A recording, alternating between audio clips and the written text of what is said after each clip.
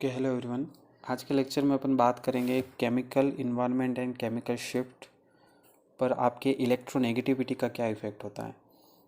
Last lecture में अपन ने study किया था कि आप जब ग्राफ अपन प्लॉट करते हैं एनएमआर का, तो उस ग्राफ में अपन स्केल के रूप में किसको लेते हैं, केमिकल शिफ्ट का यूज़ करते हैं, ताकि जो पिक्स हैं वो बिल्कुल क्लियर आ सके और इसकी स्टडी की जा सके। अपन डेल्टा स्केल की फॉर्म में डेल्टा का भी यूज़ करते हैं और टो का भी यूज़ करते हैं। जो डेल्टा स्केल होती है अपन उसका रेफरेंस क्या होता है, टीएमएस होता है, टेट्रामिथाइसिलेन, और उसके जो एब्जॉर्प्शन पीक होती है उसको अपन क्या ले लेते हैं, 0 ले लेते हैं। तो ये पूरी बात मैंने लास्ट क्लास में आपको एक्सप्लेन की थी। इस लेक्चर में अपन सिंपल सी बात करते हैं इस वीडियो में कि आपका जो केमिकल शिफ्ट है, जो भी आपके केमिकल्स हैं, जो न्यूक्लियस हैं, जो केमिकल शिफ्ट रिप्रेजेंट करते हैं टीएमएस के कंपैरिजन में, तो उन पर इलेक्ट्रोनेगेटिविटी का क्या इफ़ेक्ट होता है। इलेक्ट्रोनेगेटिविटी इफ़ेक्ट हम 11th क्लास में ही पढ़ लेते हैं कि इलेक्ट्रोनेगेटिविटी इफ़ेक्ट क्या होता है। ये सिंपल सा इफ़ेक्ट है। जैसे मैं एग्जांपल से एक्सप्लेन करूँ आपको कि कार्बन है और कार्बन से कनेक्टेड है क्लोरीन। क्लोरीन की इलेक्ट्रोनेगेटिविटी हाई होती है एज़ कम्पेयर टू कार्बन। अब इसका मतलब क्या है कि ये आपके जो क्लोरीन है वो बॉन्ड के इलेक्ट्रॉनों को क्या करता है, अट्रैक्ट करता है। ये बॉन्ड के इलेक्ट्रॉनों को अट्रैक्ट करता है और क्लोरीन पे क्या आता है, नेगेटिव आ जाता है, कार्बन पे पॉजिटिव आ जाता है। तो इस तरह के फिनोमिना होता है और इसे अपन क्या बोलते हैं, इलेक्ट्रोनेगेटिव इफेक्ट। यहाँ पर अपन बात करने वाले हैं कि आपकी जो केमिकल शिफ्ट है, जो केमिकल शिफ्ट की जो वैल्यूज़ आती हैं, अपन ने पूरा समझा है कि आप केमिकल शिफ्ट की जो वैल्यू है उसको कैसे फाइंड आउट कर सकते हो, डेल्टा के मान कैसे निकाल सकते हो, उसका फॉर्मूला है अपने पास। तो ये जो केमिकल शिफ्ट की जो वैल्यूज़ होती हैं उस पर इलेक्ट्रोनेगेटिविटी इफेक्ट का क्या उस पर इफेक्ट होता है।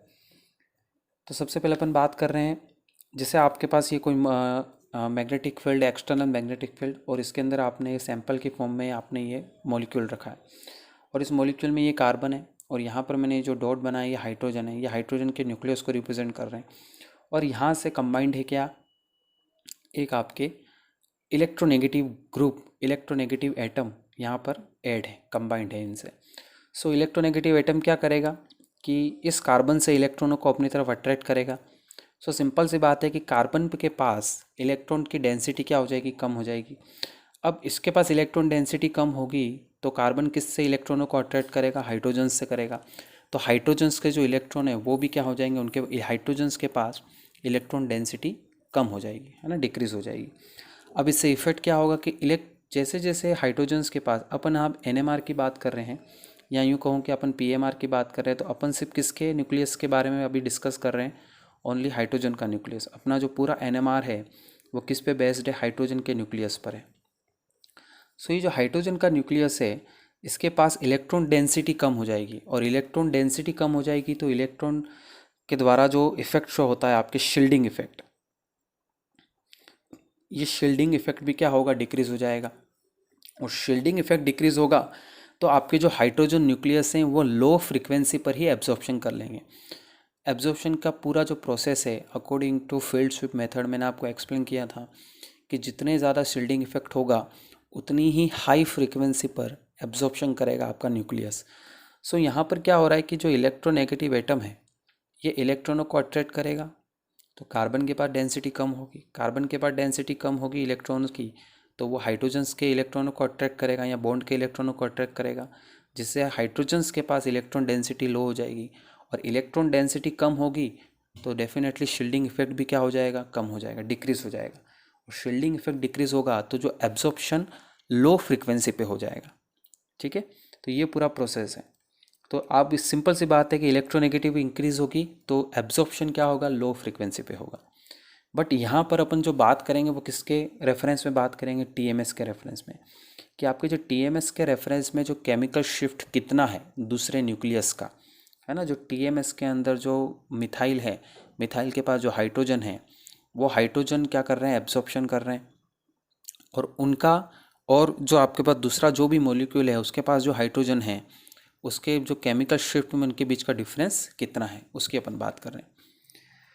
यहाँ पर अपन बात करते हैं कि जो टीएमएस, अपन जानते हैं कि टीएमएस के जो हाइड्रोजन्स होते हैं वो हाईली शील्डेड होते हैं। हाईली शील्डेड होते हैं हाइड्रोजन, इसलिए हाई फ्रीक्वेंसी पे एब्जॉर्प्शन करते हैं। मतलब अपन कहते हैं कि सबसे ज़्यादा जो हाई फ्रीक्वेंसी पे एब्जॉर्प्शन कौन करता है, टीएमएस करता है। और जब डेल्टा की बात करते हैं अपन, डेल्टा जब केमिकल शिफ्ट को अपन ग्राफ की स्केल के रूप में यूज़ करते हैं, तो वहाँ पर टीएमएस को अपन क्या ले लेते हैं, ज़ीरो ले लेते हैं।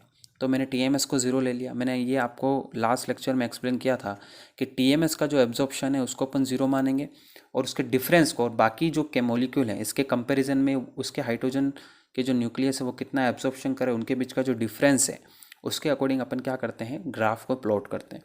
सो यहाँ पर मैंने टीएमएस को ये ज़ीरो ले लिया।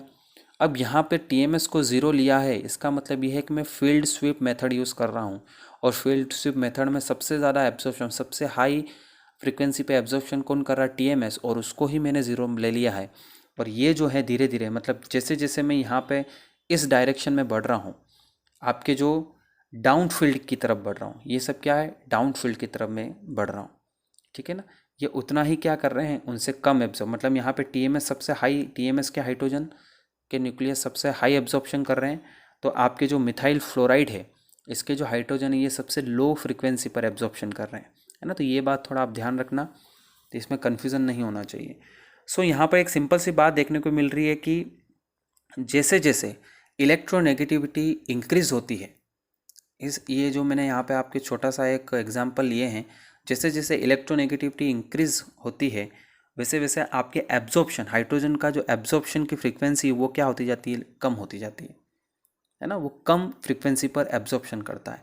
अब इसका मतलब क्या है देखो, तो जैसे एक एग्जांपल ले लेते हैं यहाँ पर, ये वाला मैंने पहले एग्जांपल लिया, तो यहाँ पर इलेक्ट्रॉन जैसे जैसे मैंने अभी आपको कहा था कि शील्डिंग, अगर इलेक्ट्रोनेगेटिविटी ज़्यादा है तो वो इलेक्ट्रॉनों को अट्रैक्ट करेगा, उसकी डेंसिटी ज़्यादा, डेंसिटी डिक्रीज़ हो जाएगी हाइड्रोजन के पास, और वो लो फ्रीक्वेंसी पर एब्जॉर्प्शन करना स्टार्ट कर देगा। तो इसका मतलब है देखो यहाँ पे फ्लोराइड की फ्रीक्वेंसी सबसे फ्लोराइड की इलेक्ट्रोनेगेटिविटी सबसे ज़्यादा है, तो ये बहुत स्ट्रांगली हाइड्रोजन्स की जो इलेक्ट्रॉन है उनको अपनी तरफ अट्रैक्ट करेगा, बॉन्ड के इलेक्ट्रॉनों को। तो हाइड्रोजन क्या हो जाएगा, डी शील्डेड हो जाएगा, इसका शील्डिंग इफेक्ट बहुत ज़्यादा डिक्रीज हो जाएगा, तो ये बहुत कम फ्रीक्वेंसी पे एब्जॉर्ब कर लेगा। अब कम फ्रीक्वेंसी पे एब्जॉर्ब करेगा, इसलिए इसकी डिस्टेंस, इसकी जो डिफरेंस है वो टीएमएस से सबसे ज़्यादा है, ठीक है। उसके बाद अपन जानते हैं कि फ्लोरीन के बाद ऑक्सीजन की इलेक्ट्रोनेगेटिविटी फ्लोरीन से थोड़ी कम होती है, तो ये सेकंड नंबर पे आ गया। क्लोरीन की उससे भी कम होती है, ब्रोमीन की उससे भी कम होती है, और आयोडीन की उससे भी कम होती है। तो अपन ये कुछ एग्जाम्पल लिए हैं। तो सिंपल सी बात है, जितनी इलेक्ट्रोनेगेटिविटी बढ़ती जाएगी, जितनी इलेक्ट्रोनेगेटिविटी बढ़ती जाएगी, जो एटम कंबाइंड है आपके, तो वैसे वैसे क्या होगा, एब्जॉर्प्शन कम रेट, एब्जॉर्प्शन कम फ्रीक्वेंसी पे होने लगेगा। एंड नेक्स्ट एक और एग्जांपल की बात करते हैं। तो ये तो अलग अलग लिए थे अपन ने, एक iodine, bromine, chlorine, OH, fluorine. Next अपन बात करते हैं कि यहाँ पर भी जैसे ये एग्जांपल मिलने, या यहाँ पर भी आपके इलेक्ट्रोनेगेटिव एटम कौन है, क्लोरीन, इसमें भी क्लोरीन है, इसमें भी क्लोरीन है, बट यहाँ पर डिफरेंस किसका है, डिफरेंस है यहाँ उसके नंबर का। यहाँ पर कितने क्लोरीन है, यहाँ पर एक ही है, यहाँ पर कितने हैं, दो, यहाँ पर कितने हैं, तीन। तो उसके अकॉर्डिंग देखो, ये टीएमएस है, टीएमएस सबसे हाई फ्रिक्वेंसी पे एब्जॉर्प्शन कर रहा है। उसके बाद एब्जॉर्प्शन कौन कर रहा है, एक क्लोरीन वाला। उसके बाद एब्जॉर्प्शन कौन कर रहा है, दो क्लोरीन वाला। उसके बाद एब्जॉर्प्शन कौन कर रहा है, तीन। मतलब है कि सबसे हाई फ्रिक्वेंसी पर किसके न्यूक्लियस एब्जॉर्प्शन कर रहे हैं, टीएमएस के, और सबसे लो फ्रिक्वेंसी पर किसके एब्जॉर्ब कर रहे हैं, आपके ट्राइक्लोराइड मेथेन के, ठीक है। सो अब यहाँ पे क्या हो रहा है कि जैसे जैसे आपके इलेक्ट्रोनेगेटिव एटम का संख्या, नंबर बढ़ता जा रहा है, वैसे वैसे जो हाइड्रोजन की जो शील्डिंग इफेक्ट है वो डिक्रीज होता जा रहा है। सिंपल सी बात है कि जैसे मैं मान लो कि इसका स्ट्रक्चर इस तरह से बनाता हूँ, यह हाइड्रोजन कनेक्टेड है, और इस तरह से तीन क्लोरीन यहाँ पे कनेक्टेड हैं एक कार्बन से, तो ये भी इलेक्ट्रॉनों को अट्रैक्ट करेगा, ये भी करेगा, ये भी करेगा। अब ये तीनों इलेक्ट्रॉनों को अट्रैक्ट कर रहे हैं, तो यहाँ पर इसका जो शील्डिंग इफेक्ट है हाइड्रोजन के न्यूक्लियस का, ये बहुत ज़्यादा कम हो जाएगा, ठीक है। अब यहाँ पर इस सेकंड वाले में इससे थोड़ा कंपैरिजन में शील्डिंग इफेक्ट ज़्यादा होगा, और थर्ड वाले में इससे कंपैरिजन में और ज़्यादा होगा। तो अगर इलेक्ट्रोनेगेटिव एटम किस नंबर की बात करें, तो नंबर के अकॉर्डिंग अपन इस तरह से चलेंगे कि भाई टीएमएस से जिसमें सबसे ज़्यादा इलेक्ट्रोनेगेटिव एटम होंगे उसका सबसे लो फ्रिक्वेंसी पर हाइड्रोजन के न्यूक्लियस क्या करेंगे, एब्जॉर्प्शन करेंगे। नेक्स्ट अपन बात कर रहे हैं, एक और एग्जाम्पल लिया है मैंने। अब यहाँ पर इस एग्जाम्पल में क्या है कि यहाँ पर अपन जैसे बात कर रहे हैं इस वाले हाइड्रोजन्स की, ये जो हाइड्रोजन्स है वो क्या कर रहे हैं, एब्जॉर्प्शन कर रहे हैं। मान लो कि अपने ये वाला हाइड्रोजन जो आपके पास कार्बन के जो हाइड्रोजन है कि उसके न्यूक्लियस एब्जॉर्प्शन कर रहे हैं। अब इसकी डिस्टेंस यहाँ पर जो इलेक्ट्रोनेगेटिव एटम है ब्रोमीन उससे ज़्यादा है, यहाँ पर डिस्टेंस थोड़ी और कम है और यहाँ पर डिस्टेंस बिल्कुल ही कम है। तो डिस्टेंस के अकॉर्डिंग बात करें तो डिस्टेंस के अकॉर्डिंग अपन बात करें तो ये यहाँ पर सबसे ज़्यादा डिस्टेंस पे है, तो ये इसका जो शील्डिंग इफेक्ट है वो भी सबसे मतलब सॉरी शील्डिंग इफेक्ट ज़्यादा है। अब शील्डिंग इफेक्ट ज़्यादा है इसलिए इस हाई फ्रीक्वेंसी पे एब्जॉर्प्शन कर रहे हैं इसके हाइड्रोजन। यहाँ पर शील्डिंग इफेक्ट क्या हो गया, थोड़ा सा घट गया है, तो थोड़ा फ्रीक्वेंसी कम हो गई है। और यहाँ पर शील्डिंग इफेक्ट और ज़्यादा कम हो गया है इसलिए आपकी फ्रीक्वेंसी और कम हो गई है। सो इसकी बात है कि जैसे जैसे डिस्टेंस इंक्रीज होगी, जैसे जैसे कार्बन से है ना या हाइड्रोजन के न्यूक्लियस से इलेक्ट्रोनेगेटिव एटम की डिस्टेंस इंक्रीज होगी, वैसे वैसे आपकी जो एब्जॉर्प्शन की रेट है या सॉरी एब्जॉर्प्शन की जो फ्रीक्वेंसी है वो इंक्रीज होती रहेगी। ठीक है, तो ये 3 एग्जाम्पल हैं, 3 एग्जाम्पल से समझ सकते हैं कि भाई इलेक्ट्रोनेगेटिव एटम की प्रेजेंस में आपके जो केमिकल शिफ्ट है या फिर जो आपके ग्राफ है उसका पर क्या इफेक्ट होगा। ठीक है, सो यहाँ पर ये मैं जो अब ये जो इफ़ेक्ट है ये आपके बहुत ही इम्पोर्टेंट है। जैसे यहाँ पे सिंपल से एक बात समझ में आती है कि NMR से जैसे आपके पास ये वाला कंपाउंड है CHCl3 और आपके पास एक मॉलिक्यूल है CH2Cl2, अगर इनमें आप डिफरेंस करना चाहते हो तो आप इजीली डिफरेंस कर सकते हो। अगर ये इफेक्ट नहीं होता, अगर इलेक्ट्रोनेगेटिव इफेक्ट नहीं होता तो ये डिफरेंस नहीं कर सकते थे, पर ये डिफरेंस कर सकते हैं। क्यों? क्योंकि इलेक्ट्रोनेगेटिव इफेक्ट है।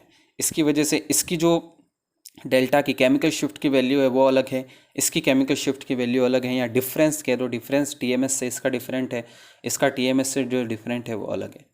ठीक है, तो ये बहुत ही इंपॉर्टेंट इफेक्ट है जिससे अपन अलग अलग मॉलिक्यूल्स की या अलग अलग कंपाउंड्स की पहचान कर सकते हैं।